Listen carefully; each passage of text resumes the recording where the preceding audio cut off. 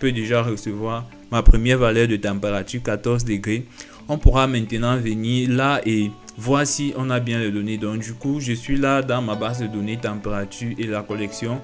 Je vais entrer dans ma base de données et je vois que les différentes valeurs sont bien présentes. Et là, on pourra changer de vue. Par exemple, là, je peux mettre sous cette forme, on aura notre unique ID. Et ici, on pourra plutôt afficher dans sous cette format si ça vous plaît, par exemple. Là,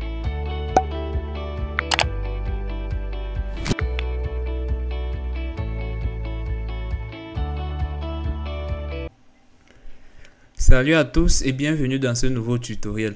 Aujourd'hui, nous allons parler de MongoDB, une petite vidéo introductive pour vous montrer comment enregistrer les données de notre capteur, ici le LM35, dans une base de données non relationnelle avec MongoDB. Pour ceci, nous allons utiliser une communication série entre notre PC et le ESP32 pour pouvoir envoyer les données qui sera stockées dans notre base de données. Sans plus tarder, nous allons passer à l'ensemble du matériel nécessaire pour réaliser cela. Premièrement, vous devriez installer MongoDB, le serveur MongoDB sur votre ordinateur. Vous n'aurez qu'à choisir votre système et ensuite à le télécharger et l'installer naturellement comme ça se fait sur les différents OS. Une fois que cela sera fait, rassurez-vous que le serveur MongoDB qui sera ici sera bien en cours d'exécution pour ceux qui utilisent Windows comme moi. Et une fois que ceci est fait, nous allons installer le prochain outil Compass. Ça sera notre interface utilisateur qui va recenser l'ensemble de nos bases de données non relationnelles. Ça va nous permettre de créer facilement les bases de données, créer nos tables, nos collections et ensuite créer nos différents documents. Une fois que vous aurez aussi téléchargé la version qui correspond et avec le système d'exploitation, vous allez installer normalement Compass et puis vous allez retrouver une telle interface. Quand vous allez ouvrir, vous allez retrouver une telle interface. Vous vous rendez compte déjà que ça se tourne en local et le port par défaut c'est 27017. Puis qu'est-ce que vous faites? Vous créez une nouvelle connexion. Quand vous allez ouvrir, vous allez retrouver l'ensemble des bases de données qui sont là. Et ce qu'on va faire, c'est créer une nouvelle base de données. Moi, je l'ai déjà fait. Vous cliquez sur créer une nouvelle base de données comme ceci. Et là, vous allez renseigner le nom de la base de données, puis créer une nouvelle collection. La collection qui correspond à la table avec MySQL, par exemple.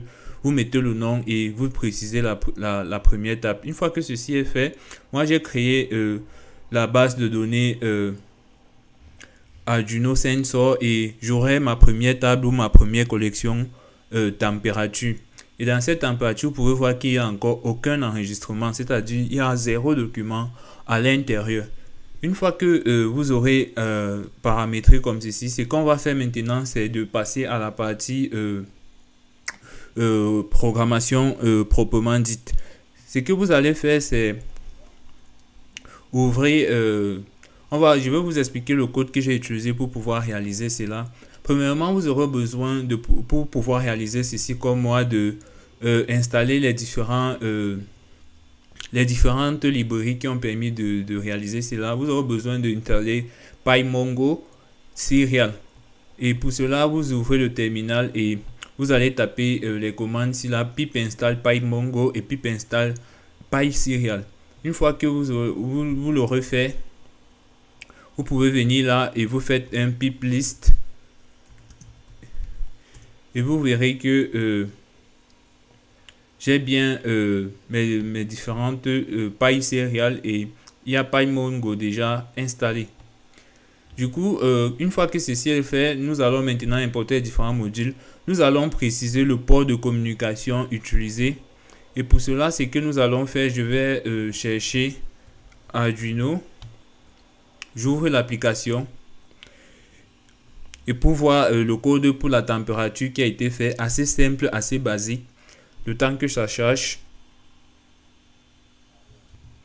Du coup, quand ça s'ouvre comme ceci, vous allez retrouver, j'ai connecté mon port analogique de la température au port 36. Puis, j'ai écrit ce code qui nous permet de récupérer la tension et ensuite de convertir en degrés Celsius. Et puis, tout ce qu'on aura à faire, c'est de récupérer le port de communication. Ici, le port comme 9. Et là, on pourra téléverser. Une fois qu'on aura téléversé, on va pouvoir maintenant venir exécuter notre code. Là, je précise le port de communication comme 9. Puis, j'essaie de voir s'il y aura les erreurs. Et là, voici la partie qui nous intéresse le plus. Lorsqu'on essaie de se connecter à notre base de données, à notre serveur MongoDB et à insérer nos différentes données. Ce que vous allez faire, c'est simplement de suivre ces instructions. Premièrement, il y aura notre client qui va recevoir, qui va se connecter au serveur. Et pour cela, on utilise md.mongo client. MD, c'est la librairie PyMongo qui était dédiée pour gérer ces différentes interactions entre une base de données NoSQL et le client. Du coup, une fois que ceci est fait, c'est que vous allez tout simplement faire. Ici, là, on va lister l'ensemble des noms. Avec list data name, on va pouvoir lister l'ensemble des bases de données. Une fois qu'on a les bases de données, si on a notre base de données Arduino Sensor, c'est là. Si on a notre base de données là, Arduino Sensor, qu'est-ce qu'on va faire? On va venir chercher la table pour pouvoir écrire à l'intérieur. Donc, si j'ai Arduino Sensor, j'essaie de lister toutes les collections, toutes les tables. Et si dans cette table, si là je retrouve, si dans la liste des tables, je retrouve température, alors ce que je fais, c'est quoi? Je me connecte à la table température ou alors à la collection température. C'est ce que je fais là. Puis, j'essaie de vérifier s'il n'y aura pas d'erreur de lecture. Et là, maintenant, on ouvre notre boucle infinie. Et dans cette boucle infinie, on va récupérer à chaque fois les données qui sont envoyées par la communication série depuis Arduino. Et du coup, on va utiliser notre com qui va recevoir les données en entrée avec la fonction readLine. Puis, on va décoder l'information pour que ce soit plus compréhensible par nous. Et puis, en 0,1. Et après cela, on va définir le temps.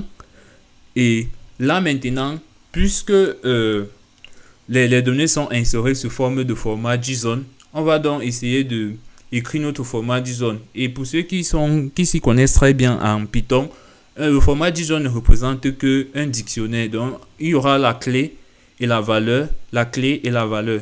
Donc ici, la température en degrés Celsius, on aura bien notre donnée qui vient du port série depuis l'ESP32. Puis, on aura la date et on aura l'heure à laquelle a été enregistré. Ici, on va maintenant faire une insertion dans la base de données en utilisant la méthode insert_want. Ici, j'ai dit want parce que je n'aurai que cette donnée à insérer. Si par exemple, j'avais un ensemble de données à insérer, une liste de plusieurs objets à insérer, par exemple, j'aurais plutôt utilisé la fonction insert_all. Là, je dis que toutes les 5 secondes, je vais enregistrer une nouvelle valeur. Donc, ce que nous allons maintenant faire ici, là, c'est de lancer le script en espérant qu'il n'y aura pas d'erreur. Et une fois qu'on va commencer à recevoir les données, là, je peux déjà recevoir ma première valeur de température, 14 degrés. On pourra maintenant venir là et voir si on a bien les données. Donc, du coup, je suis là dans ma base de données température et la collection. Je vais entrer dans ma base de données et je vois que les différentes valeurs sont bien présentes. Et là, on pourra changer de vue. Par exemple, là, je peux mettre sous cette forme. On aura notre unique ID. Et ici, on pourra plutôt afficher dans sous cette format si ça vous plaît. Par exemple, là, on a toujours les données en string. Et on pourra juste formater en int pour que ça marche. Mais vous voyez qu'on a bien nos données en temps réel. Notre température, notre date et notre heure. Ça marche nickel. Si je refresh, vous pouvez voir que voilà les autres valeurs qui sont en train d'arriver à des intervalles de 5 secondes. Donc c'est ceci dont je voulais vous faire part. Et là maintenant, restez toujours connectés et posez nos différents problèmes. Si vous avez aimé la vidéo, likez, partagez et ensuite on pourra vous aider si vous avez des différents soucis, des différents problèmes. Merci et à la prochaine.